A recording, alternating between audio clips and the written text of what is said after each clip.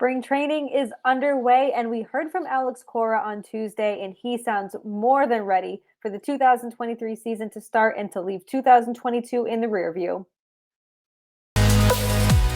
You are Locked On Red Sox, your daily Boston Red Sox podcast. Part of the Locked On Podcast Network, your team every day.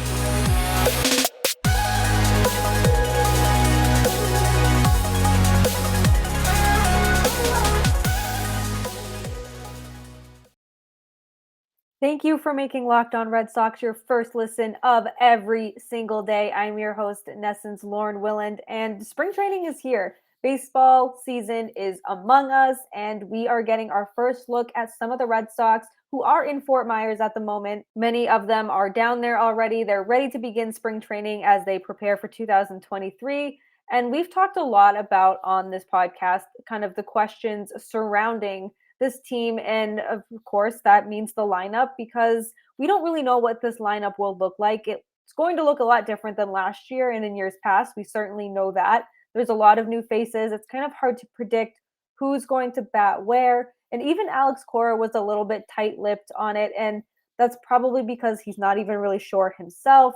And it's the first day he's talking to everyone before the spring training really begins. So of course he's not going to have a lineup that's set in stone, but this year is definitely different than the last year or two in particular, because you can even go back even before the 2020 and 2019, this lineup, you just don't know what it's going to look like. What we do know is that probably Masatkaka Yoshida will bat leadoff.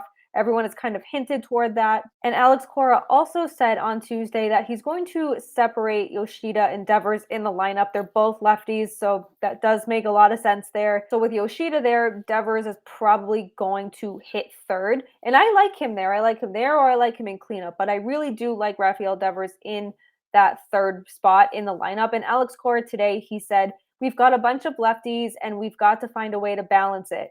Obviously, the opposition will dictate what we do too, but we have to find a way. I'll say it now. We have to split up Yoshida and Rafi. We've got to find a way. So it already seems like the theme of 2023 is we've got to find a way. And I feel like that's something that we've said, or that it's going to be said a lot, because the Red Sox have a tough task ahead of them in 2023. And this lineup, again, there's so many questions throughout it. And especially after last year, the offense struggled. We know we don't have to relive anything about what happened with the offense last year and just how much they could not really seem to get on the same page, find a groove, and just get into an offensive rhythm. And Alex Cora acknowledged that. He said, I do believe that last year we struggled offensively. I know we scored a lot of runs, but we weren't as consistent as we usually are. It's a different group. It's a different dynamic. Yes, it's a very different dynamic. There's not a lot of returning players. And the lineup, we're going to predict it right now, but it's probably going to change, and it's going to change quite a bit. Who knows on February 14th? I'll give you my lineup in just a minute. It could be very different on February 15th, March 15th, April 15th. There could be a lot of tinkering before the season and as the season goes on. And of course, as Cora noted, who they're playing will dictate how the lineup looks as well. And that's what's going to happen. So come opening day, at least on February 14th, here's what I think the lineup will look like. I think it'll be Yoshida leadoff, which that's obvious. Then I think Kiké Hernández will bat second, Rafael Devers third, Justin Turner fourth, Tristan Casas fifth, Adam Duvall sixth, Alex Verdugo seventh, Christian Arroyo eighth, and Reese McGuire ninth. Now, it's not the sexiest lineup. You see some power in there with Rafael Devers and likely Kiké Hernández, possibly Justin Turner as well. But it's a lineup right now that on Tuesday, February 14th, that's what I'm going to go with, because at this time, I feel that is the best lineup for this team, for the players they have. And like I said, that could change. And it probably will change throughout the offseason or throughout spring training a little bit. But right now, if this were the opening day lineup, I'd be fine with it. I'm very, very interested to see how Yoshida handles this leadoff spot. There was some confusion during his press conference about him batting leadoff, not being told he was going to bat leadoff. But there seems to be a lot of confidence in Yoshida and his ability to bat leadoff. He seems excited to try to take on this role. The Red Sox have not really had a significant leadoff hitter since Mookie Betts. And even when Mookie was in Boston, they took him out of the leadoff spot at times, and it you just had Mookie Betts as your leadoff hitter, and everything just fell into place. The Red Sox haven't had that in a while. Hopefully Yoshida can be that guy. It's not easy to bat leadoff, and hopefully he can just kind of fit in that role seamlessly. That's a big ask of someone who's never played at the major league level. As good as he was in Japan offensively, that's still a big ask to just come into a historic franchise, a franchise that has a big season ahead of them, and a season where a lot of people don't have a lot of high hopes for this team, to be like, hey kid, be our leadoff hitter. But I want to know what your prediction is. I want to know what your lineup is, if there's anything different, if there's anything you tweak, if there's anyone on the free agent market that you hope maybe that the Red Sox will still acquire before opening day. Chaim Bloom talked on Tuesday and said that they're still exploring free agents. So that lineup could have a newer name, newer than the names already in there. It could be a newer name that we haven't seen yet. So we're still not sure how this lineup will look, but I want to know, come opening day, what is your lineup? Let's compare notes. Let's discuss it over a Built Bar, because Built Bars are a delicious treat. You're not going to take in all of the fat and calories.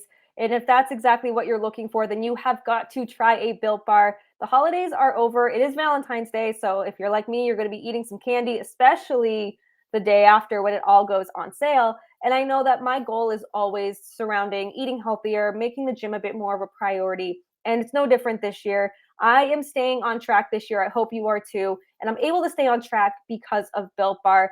I can eat healthy. I don't have to compromise the taste. A lot of protein bars out there sometimes have the cardboard taste, not Built Bar. And you're probably like, well, Lauren, how does Built Bar do it? How do they not taste like a protein bar? And it's because they are covered in 100% real chocolate. All of the bars are covered in 100% real chocolate, and even the puffs too. And there's a ton of different flavors. There's something for everyone. There's churro, there's coconut almond, there's peanut butter brownie. My personal favorite, cookies and cream. Nothing has trumped cookies and cream for me. It's been a close second. I love many of these flavors, but cookies and cream, nothing holds a candle to my cookies and cream. There's also only 130 calories and 4 grams of sugar, so it really fits any sort of lifestyle that you live. It's healthy. It's a great on-the-go snack.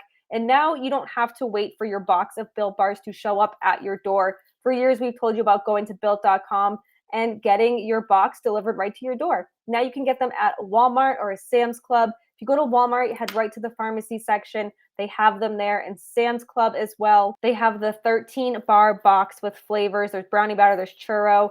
You have to go out and get these. But if you are a patient person and can wait till that box gets delivered, they are available at Built.com. But be sure to go out, Walmart, Sam's Club, Built.com, and make sure you get yourself some Built Bars. Once we wrap up Locked On Red Sox, your team every day, head on over to Locked On MLB Prospects, because Lindsey Crosby is a prospect encyclopedia. And now that spring training is here, you're probably going to want to know a little bit more about these prospects. Locked On MLB Prospects, available wherever you get your podcasts. So Jake mentioned on our episode Monday that Kiké Hernández came out and said that the Red Sox got a bit comfortable being in last place and got comfortable losing.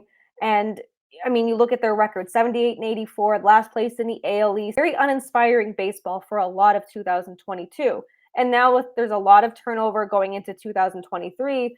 And it's easy to see why, A, he said that, and B, why there are so many projections out there that have the Red Sox being much of the same in 2023 as they were in 2022. And Alex Cora is understanding of that. He said on Tuesday that the way we played last year, I don't blame them, and them being the predictions out there and the people who are making the projections. And you're looking at this roster. When I say there was a lot of turnover, there was a lot of it. There are 16 new players on the 40-man roster, and this is nuts. 32 players who appeared in games for the Red Sox last year are no longer with the team this year. 32 players. That's a lot. Now, they're not all the native Aldi's, the Xander Bogaerts, the JD Martinez. Some of them are the Franchi Corderos, the Jonathan Araruzes, and the ones that, didn't play a lot of games for the Red Sox and weren't necessarily mainstays in the lineup. But still, you look at last year and you see 32 players who are no longer on this team. Well, I understand why that there are projections out there that some places don't even have the Red Sox ranked. Other places like Fangraphs have them at 79 and 83. And someone who was on the team last year but never appeared in a game was James Paxton. He is down in Florida. He had a 35-pitch bullpen session last week, And Alex Cora of the Boston Globe reported that everything looks good and looks to be on track with him. And Paxton said that he's having a normal, healthy spring training and said, quote, feels like it's been a while. And that's because it has. We've talked about James Paxton and the unknowns that he brings to this team. And he can say all these things. He can say he's healthy, he's ready, he's having a normal spring training. He can say that he feels great after a 35-pitch bullpen session. He can say all of the right things, but he needs to back that up. And he needs to come in and have a strong season. Now, Red Sox fans certainly know that actions speak much louder than words. And many people on this Red Sox roster know that. James Paxton is a veteran. He's been around. He knows he has not pitched in quite a while, and he's made money off the Red Sox and hasn't even appeared in a game yet. So he knows there's a lot of pressure on him. And I do hope he backs it up. I've liked James Paxton for a long time. And of course, he had that moment on opening day a few years ago where the eagle landed on him during the national anthem. But if he can be substantial, and that's a big if, because there's not been a lot of activity from him in the last few years, then he's going to get along great with the fans. He's going to fit right in with this team.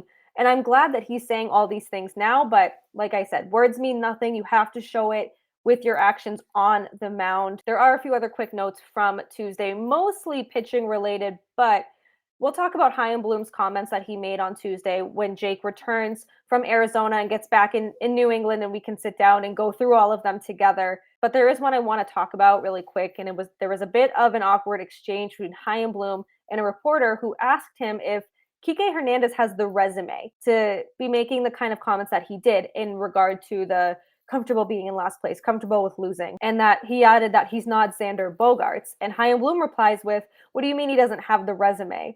And the reporter says, Xander's an all-star. And it sounded like he was not expecting Chaim Bloom to rebuttal with a question like, what do you mean? Like, what does your question mean? There was a lot of you-knows and you-knows, a lot of you-knows throughout his answer to Chaim Bloom's rebuttal. And Chaim Bloom said, I don't think he needs to be anyone other than himself. And we've talked about who's going to be the leader of this team. And Kiké was one of the players because he's a veteran in this league. He's a World Series champ. And he was a key part to the Dodgers teams who made the playoffs even before the World Series season. This reporter was saying because Xander Bogaerts is an all-star and Kiké Hernández isn't, all-star games and all-star game nominations and nods do not automatically mean leadership, and neither do World Series wins for that matter. And like, you can be a World Series champion, you could have all this experience and still not be a leader. It's all about how you conduct yourself, being a teacher to your teammates, and just being the best teammate you can be. You can be the rah-rah kind of leader like we've talked about. You can be the leader who holds other teammates accountable and just be the guy that people can trust, people can go to. It's just very weird when you look at, say, he's no Xander Bogaerts. No one is going to be Xander Bogaerts, and I don't think anyone's looking to replace what he brought to this team. And the Red Sox know they lost a leader in Xander Bogaerts. And I think that they know that there are capable people of doing it, and they're not going to look at all the players on their roster and say, well, this person can't be a leader of the clubhouse because they don't have all-star game appearances. This person can't because they've never been to a World Series. And like I said, neither of those determine whether someone's going to be a leader or a good leader for that matter. But Kiké Hernández has been with the Red Sox now for a few seasons, and I think he's done a very good job just adopting the culture of the team, adopting the city of Boston, and he knows what it means to be part of the Red Sox, and I think that will make him a good leader. It's not that he was a World Series champ. It's just a mix of different things that make him a good player, a good person, a good teammate. And it was just a very bizarre exchange. It's circulating on Twitter. Friend of the pod, Tyler Milliken, did post it on his Twitter if you follow him. But I think you can just Twitter search Bloom Hernández and it should pop up. But back to the pitching, Chris Sale will throw a bullpen on Wednesday. And Cora was asked if there would be a 5-man rotation. And he just said, we'll see. So a lot to look out for in this spring training. Of course, people want to see how Chris Sale fares in his first bullpen. Hopefully he's free of injury. But Cora not committing to a 5-man rotation, I'm not putting too much stock into it, but it will be something to look out for. I'm not a fan of the 6-man rotation. I don't know if you are, but I'd love to hear your thoughts on that. There are a lot of guys in this Red Sox pitchers that are looking to be starters going into 2023. So 6-man rotation, yes or no? Should the Red Sox keep the 5-man rotation? Let me know your thoughts. Maybe we can make even a friendly bet, Or for more extensive bets, we can check out FanDuel and see what they have for Red Sox odds and money lines and everything in between. And if you're big into basketball, it's hard to believe that we're already halfway through the NBA season. So now is a perfect time to download the FanDuel app. That's America's #1 sportsbook, because new customers get a no-sweat first bet up to $1,000. That's bonus bets back even if your first bet doesn't win. Just download the FanDuel Sportsbook app. It's safe, it's secure, and it's super easy to use. Then you can bet on everything from the money line to point scorers to how many threes a specific player will drain. The Celtics, the Hospital Celtics, are playing the Milwaukee Bucks, two really strong Eastern Conference teams, of course, without Jason Tatum, Jaylen Brown, Marcus Smart. The Celtics are probably going to struggle. I don't know if I would take the Celtics money line in Tuesday. Maybe I'd feel more comfortable going with the Bucks. But if you want to do a player prop, you have Rob Williams in there, Sam Hauser, Sammy Buckets, Derek White, Eastern Conference Player of the Week. See what kind of props they have. Maybe you'll feel more comfortable taking a player prop than the Celtics money line. I would not blame you on that. Plus, FanDuel even lets you combine your bets for a chance at a bigger payout with the same game parlay. So do not miss the chance for your no sweat first bet up to $1,000 in bonus bets when you go to FanDuel.com/locked-on. That's FanDuel.com/locked-on to learn more. Make every moment more with FanDuel, the official sports betting partner of the NBA. So we'll end the show how we always do with our mental health minute. And I know I say we always do, and I feel like at times we have gotten away from it. I was driving home from work and I came across a sign that said, "What do we live for if it is not to make life less difficult for each other?" And it's just another way of saying just be kind to one another. Don't make anyone's life harder. Just be nice. You never know what someone's going through. And it really resonated with me, especially on today, because you go on Twitter and people are just trying to talk other people out of being excited for the Red Sox team, or they're trying to talk people out of being pessimistic for the Red Sox team. No matter which way you feel, whether you're excited for the Red Sox in this year or you're not feeling excited, that's okay. There's plenty of reason to not be excited, but I'm certainly excited that baseball is just back. I love baseball. I've loved baseball since I was 3 years old. But if you're feeling pessimistic about this team, I'm not going to sit here and tell you you're wrong for feeling that way. I have plenty of reservations about this Red Sox team. I'm not super duper excited. I am an optimistic person by nature. Yes, I have a lot of optimism about a lot of things. And I do think there are certain aspects of this team to be excited for. And maybe I'm more intrigued more than anything to see how this all kind of plays out. But people are just so mean on Twitter for no reason. If you're excited, great. If you're not, great. Let's just have a season. Have a 2023 season. If you really want to say I told you so at the end, go right ahead. But thank you for making Locked On Red Sox your first listen of every single day. Please rate, review, and subscribe to Locked On Red Sox right here on YouTube, Apple, Spotify, the Odyssey app, wherever you get your podcast is where you can find us. Be sure to follow us on Twitter at LO_Red Sox. You can find Jake at Jake Iggy, and then me, La Lauren, 3 Laws, Lauren with 4 R's. And be sure to check out all the other shows across the Locked On network. Locked On Astros, Locked On Yankees, Locked On Reds. Everyone is very pumped that spring training is here. Pitchers and catchers are reporting. The full teams are getting down there. We are back to 5 days a week here on Locked On Red Sox. And tomorrow's episode, I'm so excited for, because Jake talks to ESPN's Kylie McDaniel. They talk about the farm system, the prospects, and why maybe the Red Sox prospect system was ranked a little lower than maybe some thought. I'm very excited for the episode. Don't miss that on Wednesday. And now that you've made Locked On Red Sox your first listen, head on over to Locked On MLB Prospects. Host Lindsey Crosby, I'm telling you, is a prospect encyclopedia. He knows what he's talking about. He's going deep on the MLB stars of tomorrow. It's free and available wherever you get your podcasts. Have a great day. If you are celebrating Valentine's Day, have fun, be safe, show love to someone every single day. You certainly don't need a designated day just to do that, but enjoy the rest of your day. We'll be back on Wednesday, and we'll end this show how we always do. Let's go, Red Sox.